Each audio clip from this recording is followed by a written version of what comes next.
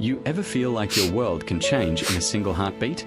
That the person you trusted with everything, your fears, your dreams, the quiet corners of your soul, can look at you and decide you're no longer the one? That day, I felt it.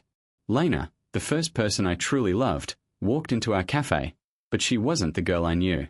Her smile was gone. Her eyes avoided mine.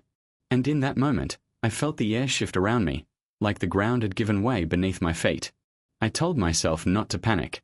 We had survived bad days before. Arguments, misunderstandings, silence. Yet somehow, we always found each other again. But this was different. She said my name, slow, heavy, like she was carrying a weight too big to set down. And then she said it.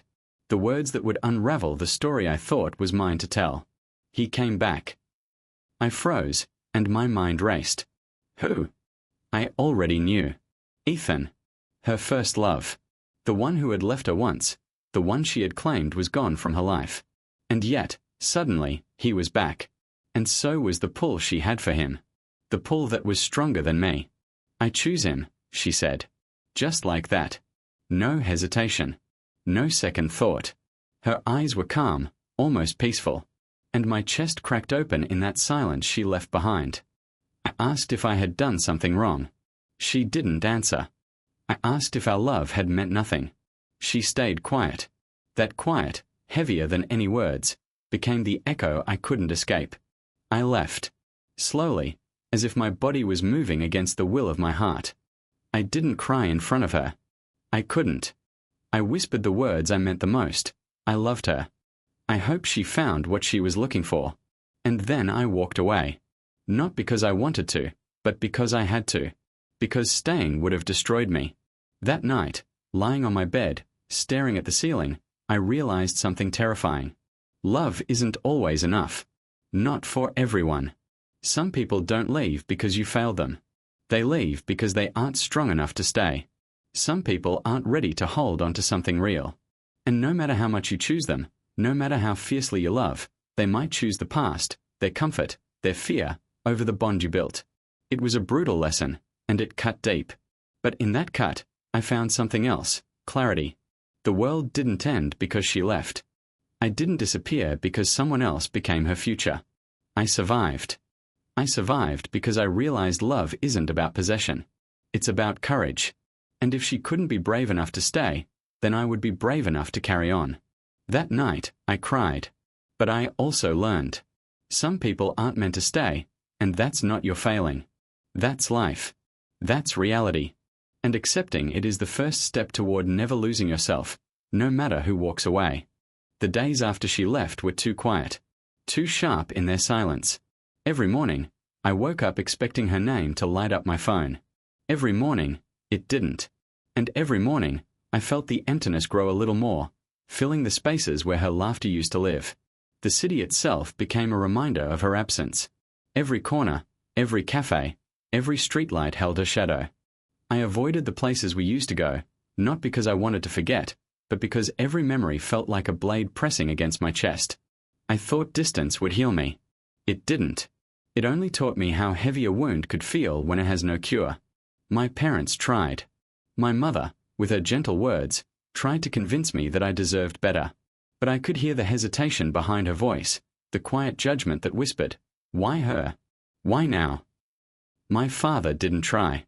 He said nothing at all. His silence carried weight, like I had disappointed him by being broken. Marcus, my best friend, stayed closer than anyone else. He didn't sugarcoat things. One night, after I had drunk myself numb with memories, he said it. She didn't choose him because he's better. She chose him because she never healed. I wanted to argue. I wanted to defend her. But I couldn't. I was too exhausted. Exhausted from hoping, from explaining, from loving someone who left like a ghost. I learned, in those nights, that pain doesn't ask permission. It simply sits with you.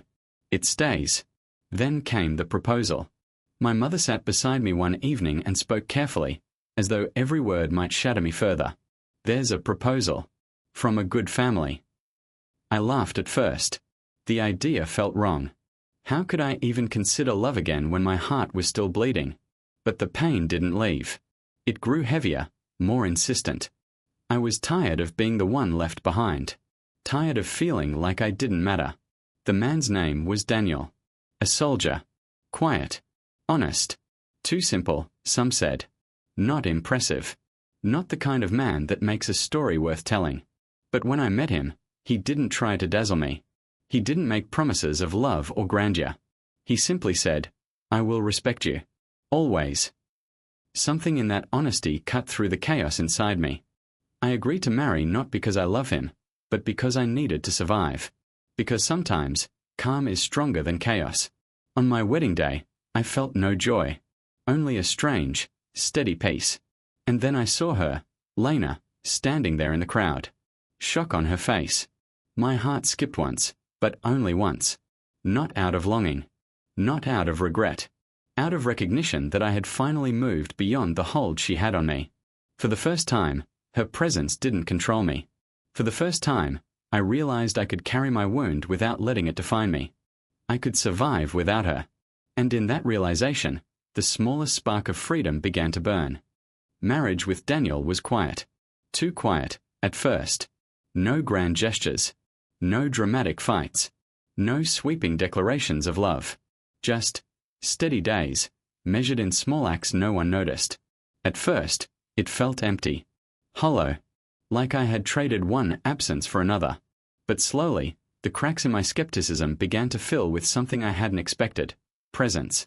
He woke up early every day, not to impress anyone, not for recognition. He made sure I felt safe, even in ways I didn't realize I needed. He listened, really listened, without interrupting or offering advice unless I asked. And he never pried into my past. My memories, my pain, they were mine to share, or not. That choice, that respect, was revolutionary to me. One night, curiosity, and something like desperation, got the better of me. I asked him why he never spoke of his own struggles, why he never complained or let anyone see the weight he carried. He looked at me, calm, unwavering, and said, "Because pain doesn't need an audience." That sentence struck deeper than anything anyone had ever said to me. I realized that silence wasn't weakness. His quiet was armor. Discipline. Strength. The world saw a man who didn't shout, who didn't seek validation. I saw a man who carried everything without breaking, a man whose patience and steadiness built a kind of fortress I could finally lean against. People mocked him. They said he was too simple, too cold, too unremarkable. But I began to understand the truth they refused to see. Real strength isn't loud. It isn't flashy. It doesn't demand attention. Real strength waits, endures, and holds. And he held me without asking for thanks, without claiming credit, without needing the world to notice. And then there was the night I couldn't hold it anymore. Memories of Lena, of the life I thought I'd lost, the betrayal I couldn't forgive, came crashing back. I broke down, harder than I ever had before. Sobs that felt like they might never stop. And he was there. Not pushing me away. Not telling me to stop crying. Not saying anything at all. He simply sat beside me, quiet and unwavering, until the storm passed. And in that moment, something inside me shifted. Something I didn't know was possible. Love didn't feel like fear anymore. It didn't feel like danger. It didn't feel like the crushing weight of someone leaving. Love felt safe.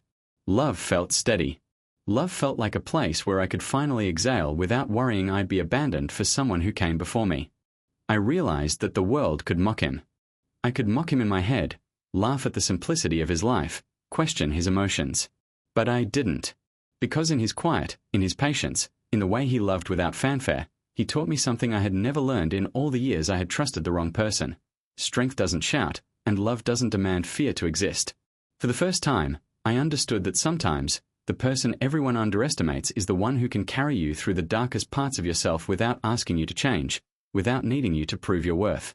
And for the first time, I felt something I had thought impossible again. Safe, unguarded, whole. Months later, Lena called. Her voice trembled in a way that felt foreign to me. The confidence she once wore like armor had vanished. Ethan, her first love, the one she had left me for, had cheated, taken everything, and left her broken. She asked to meet. I agreed, not because I wanted her back, not because a part of me still hoped. I agreed because I needed closure. Because some chapters don't end until you face them fully. When she walked in, she looked smaller. Not in body, but in spirit. Regret weighed her down like gravity, pulling her eyes toward the floor, forcing her to meet mine only when she could no longer avoid it. She said, voice cracking, I made a mistake. I lost something real. I listened. Silently. Because she needed to speak her truth, and I needed to hear it without letting her words pierce me the way they once did. And then, I said what I needed her to hear. Not accusations, not anger. Just truth. Love is not about returning when things go wrong, I said, each word deliberate. It's about staying when they do. Her eyes welled up, tears spilling freely. And I didn't. I didn't feel the familiar hollow ache, the collapse of hope. Because I had already walked through the fire and emerged intact. The wound she left was no longer raw. It had hardened into something stronger. Walking away from her that day felt powerful. Not because she was hurting, not because I had the upper hand, but because I wasn't hurting anymore. I wasn't waiting. I wasn't hoping for someone who had already chosen to leave. I was free of the weight she had carried over me for so long. When I returned home, Daniel was there, waiting. Not with grand gestures, not with flashy declarations. Just there, steady, patient, trusting. And that presence, it was a reminder of what real love could be. Silent, constant, unshakable. I realized something then that I hadn't understood before. Revenge is loud. It shouts. It demands attention. It tries to make someone feel the pain you carried. But healing is quiet. It doesn't need witnesses. It doesn't announce itself. It just grows inside you until one day, you wake up and realize you no longer recognize the person you used to be. That day, I recognized myself. Stronger. Whole. Free. Not because she fell, not because karma had punished her, but because I had finally allowed myself to step out of the shadow of someone else's choices. I walked past her without looking back. I didn't need her apology. I didn't need her explanation. I didn't even need her recognition, because my life no longer revolved around the people who left it incomplete. And as I closed the door behind me, I understood a simple, quiet truth. The world doesn't need to see your healing to respect it. It doesn't need drama to validate it. Healing speaks softly, but it echoes inside you forever. And that echo, it is stronger than any heartbreak, louder than any betrayal, and more permanent than any mistake. I fell in love with Daniel slowly. Gently, safely, not the kind of love that storms in, demanding attention and consuming everything in its path. This was quieter, steadier, the kind of love that doesn't feel like survival, but like coming home. I didn't love him because he saved me. I didn't need rescuing anymore. I loved him because he respected me, because he saw me, not my pain, not my past, not the scars I carried, and chose to stand beside me anyway. Every day, in small, unremarkable ways, he showed me what real love could feel like. People started to notice. They stopped mocking him for his simplicity. They began to see the strength that had always been there. My parents, who had once whispered doubts, nodded with approval. And for the first time, I didn't just feel proud of my choice. I respected myself for it. I respected my courage to step into something real, something steady, instead of chasing illusions. One evening, we stood together, watching the sunset paint the sky with fire and gold. I felt a calm I hadn't known in years, a quiet warmth that filled spaces I had long thought empty. I turned to him, my voice soft, almost hesitant. I was broken once, I said. He looked at me, unwavering, with that quiet strength that had become my anchor. And he said something simple, but it landed like a hammer striking steel. But you were never weak. I smiled. Because he was right. I wasn't weak. I had survived betrayal, heartbreak, silence, and abandonment. I had walked through fire and come out whole. I had chosen myself when no one else could. And now, standing beside him, I understood that love wasn't about surrendering my strength. It was about sharing it with someone who matched it. Lena was my past. A chapter that taught me pain, resilience, and the harsh truths of human choice. Daniel was my future. A life built not on fear, but on trust. On quiet, unshakable loyalty. On the simple courage to stand by someone without needing the world to see. And in that moment, I understood what rebirth truly meant. It wasn't about starting over. pretending the past never happened, or seeking revenge. Rebirth was about choosing better. Choosing someone who respected your scars, your growth, your strength. Choosing a life that didn't just survive, but thrived. I realized that every heartbreak, every betrayal, every lonely night I had endured had led me here. To someone who made safety feel like love. To someone whose patience and steadiness built a home for my wounded heart. To a future I could finally embrace without hesitation, without fear. The sunset faded into night, but the warmth didn't leave. I reached for his hand. He didn't flinch. He didn't ask.